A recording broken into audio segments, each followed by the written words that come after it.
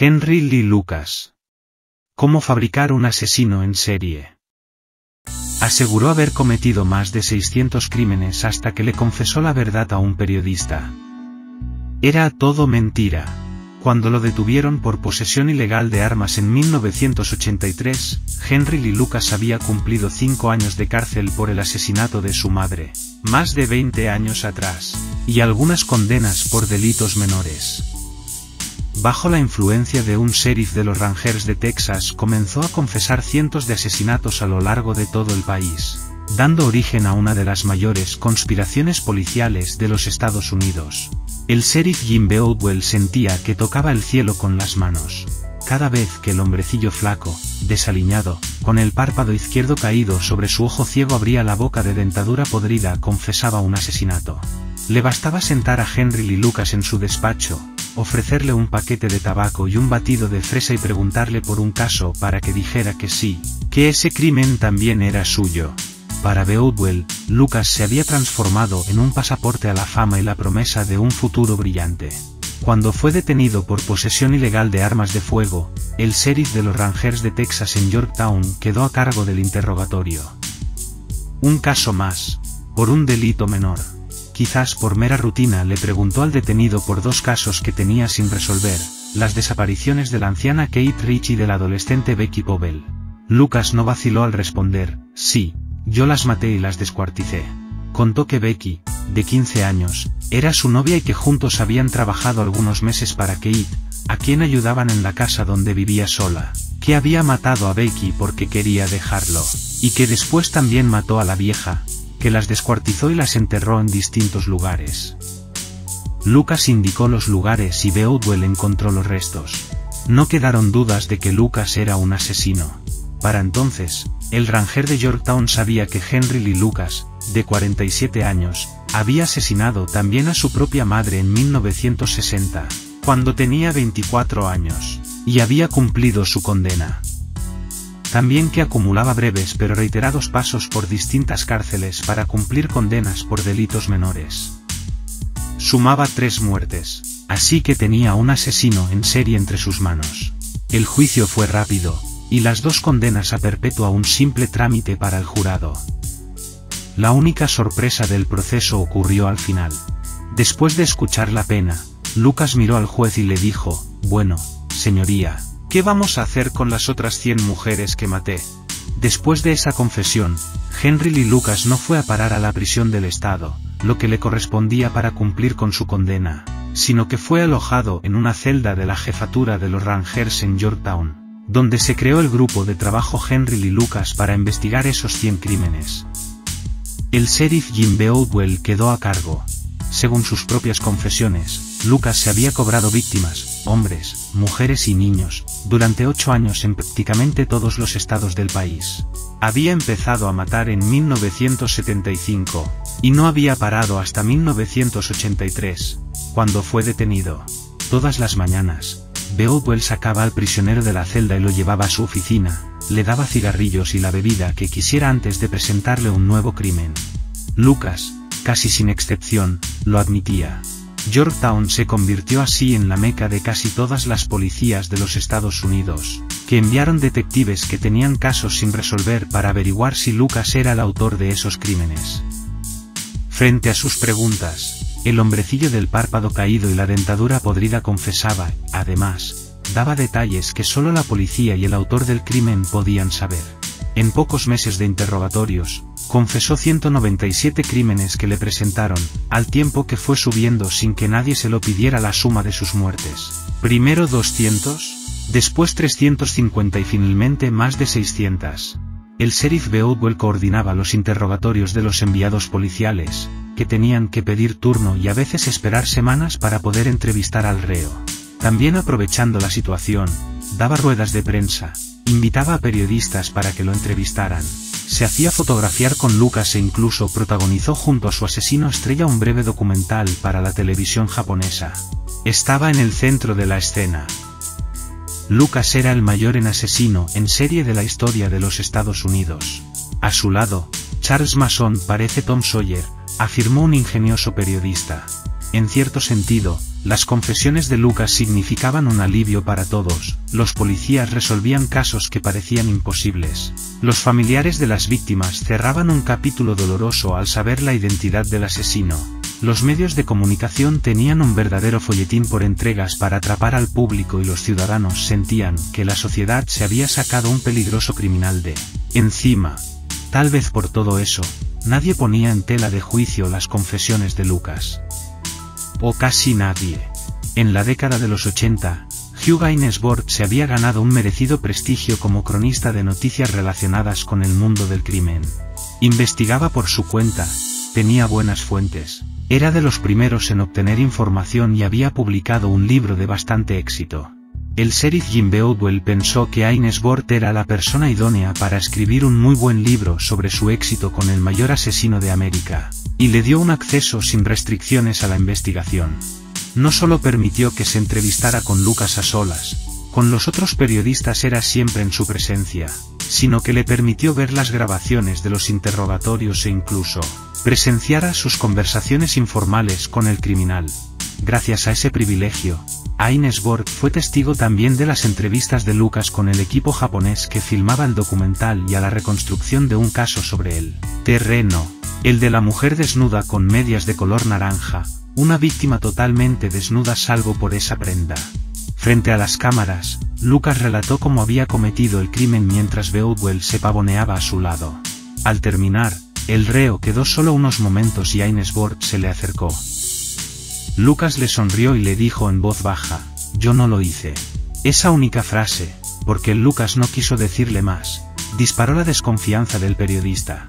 En los días siguientes hizo una lista cronológica de los crímenes confesados por Lucas. Consiguió un gran mapa de los Estados Unidos donde marcando los lugares y estableciendo las distancias.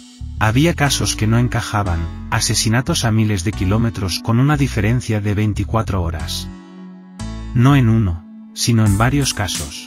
Así que escribió un artículo sobre el asunto. A Beardwell no le gustó. Gainsbourg decidió investigar más a fondo. Después de seguir el supuesto rastro de los crímenes y los recorridos que Lucas había hecho para cometerlos, descubrió información más inquietante. No se trataba solamente de que algunas distancias hacían imposible que la misma persona estuviera en dos lugares con una diferencia de tan poco tiempo, sino que encontró datos concretos que desmentían las confesiones. Encontró que Lucas tenía una multa de tráfico en una ciudad a miles de kilómetros del crimen confesado en una fecha determinada, que había cobrado un cheque en un trabajo cuando, según sus confesiones, estaba matando a una persona en otro lugar. Uno de los crímenes coincidía con la fecha de casamiento de Lucas en otro estado, corroborado por su exmujer, y hasta una multa por no recoger las heces de su perro en la otra punta del país el día de otro crimen. En las fechas de dos de los crímenes estaba preso por delitos menores. Cuanto más buscaba, más evidencias de las falsas confesiones de Lucas encontraba. La realidad era que nadie había cruzado esos datos. Beardwell y los demás detectives se habían limitado a dar por buenas las confesiones de Lucas en cada crimen. También contactó con familiares de víctimas que no creían en las confesiones de Lucas y que creían que los Rangers lo estaban manipulando para cerrar casos. Supo que habían querido cuestionar a Beardwell, y que éste no había querido recibirlos o incluso había llegado a amenazarlos de manera velada. Lucas no encajaba en los perfiles típicos de los asesinos en serie. Según sus confesiones había matado con armas de fuego, cuchillos, atropellando con su auto, mediante estrangulación, a golpes, a martillazos, y decenas de otras maneras. No tenía un modus operandi típico, no era sistemático y sus víctimas eran de lo más variadas. Frente a todas esas pruebas, el periodista llegó a la conclusión de que o habían encontrado al mayor asesino en serie de la historia o aquel era el mayor engaño de la historia criminal estadounidense. Mientras Gainsbourg hacía su propia investigación, el fiscal Vic Feazell, del condado de McLennan en Texas, intentó hacer cuadrar algunos casos no resueltos con las confesiones de Lucas, haciendo especial hincapié en el asesinato de Rita Salazar y su novio, cuyos cadáveres se encontraron el mismo día a decenas de kilómetros. Pero la confesión de Lucas sobre esas dos muertes no cerraba del todo y Feazell lo comunicó a los Rangers. Al día siguiente, Cuando quiso acceder a los archivos de huellas digitales sobre el asesino en las bases de datos, se encontró con que el acceso a esa información se le había denegado. Era evidente que no querían que investigara. La policía de Waco tampoco estaba segura de la veracidad de 3 confesiones de Lucas y desconfiaba de los Rangers en general y de Beowulf en particular. Antes de que Lucas confesara, le habían dado al sheriff los archivos de los 3 casos y en los interrogatorios, el supuesto asesino había repetido casi todo lo que ellos le habían dado al Beowulf, sin que agregara un solo dato más. En el mayor de los secretos, con la anuencia del jefe de la policía local, 2 detectives idearon una maniobra, le darían al sheriff el archivo de un caso inventado. El resultado puso al descubierto una maniobra tan sencilla como monumental. Las confesiones de Henry y Lucas resultaban creíbles porque describía la ropa de las víctimas, los lugares y otros detalles o circunstancias que solo el asesino o los investigadores del caso podían saber. Al ser interrogado por los detectives de Waco, el supuesto asesino en serie confesó el crimen y dio con exactitud todos los detalles que figuraban en el archivo con datos ficticios, que le habían enviado al sheriff Beowulf. Así quedó en evidencia el modus operandi de Beowulf y algunos de sus hombres más cercanos. Le daba a Lucas los archivos para que los leyera y le mostraban las fotografías para que se familiarizara con los lugares. Por eso sus confesiones resultaban creíbles. Después, no era él quien indicaba el lugar donde había enterrado a las víctimas, sino que lo llevaban hasta ahí y él lo reconocía por las fotografías. Lucas hacía todo eso por complacer a Beowulf y mantener el régimen de vida cómoda que tenían la jefatura de los Rangers en Yorktown, mucho mejor que el de la cárcel estatal. Por otra parte, un hallazgo fortuito empeoró la situación de la Task Force que comandaba el sheriff. Por casualidad, un pescador encontró en el fondo de un lago un vehículo en cuyo interior había un cadáver. Se trataba de Caroline Servanke, una de las supuestas víctimas de Lucas. En su confesión, el supuesto asesino dijo que la había descuartizado y dispersado los restos a lo largo de una carretera secundaria, pero el cadáver estaba completo dentro del auto. La autopsia reveló que había sufrido un ataque de epilepsia mientras manejaba y habían terminado en el lago ahogándose. El fiscal Vic Feazell ordenó investigar a la Task Force, pero los Rangers, encabezados por el jefe del Departamento de Seguridad de Texas, el ex subjefe del FBI Jim Adams, consiguieron que se les permitiera hacer una investigación interna. Como no podía ocultar la falsedad de las confesiones obtenidas a través de Beowulf, el dictamen fue que se cometieron errores, pero que el sheriff y sus hombres obraron siempre según las reglas y con buena intención. Caso cerrado. Podía quedar así, pero los Rangers quisieron escarmentar a sus acusadores. Feazell fue acusado de recibir sobornos, debió apartarse de la fiscalía y someterse a juicio. El jurado lo encontró inocente, pero la escandalosa cobertura mediática del proceso acabó con su carrera política y debió renunciar al cargo. Años después le ganó al Estado un juicio por $58 millones, pero jamás pudo volver a presentarse como candidato a unas elecciones. Hugh Gainsbourg sufrió un extrañísimo robo en su casa. Entraron una noche pero no se llevaron ningún objeto de valor. Al revisar, comprobó que lo único que le faltaba eran las cintas y los apuntes de sus investigaciones. Un par de días después del robo, se cruzó casualmente con Beowulf, que hacía meses que no hablaba con él. El sheriff lo saludó y le dijo: «Lamento mucho que te hayan robado, Hugh». Gainsbourg se quedó helado, no había denunciado el robo, ni lo había comentado con nadie.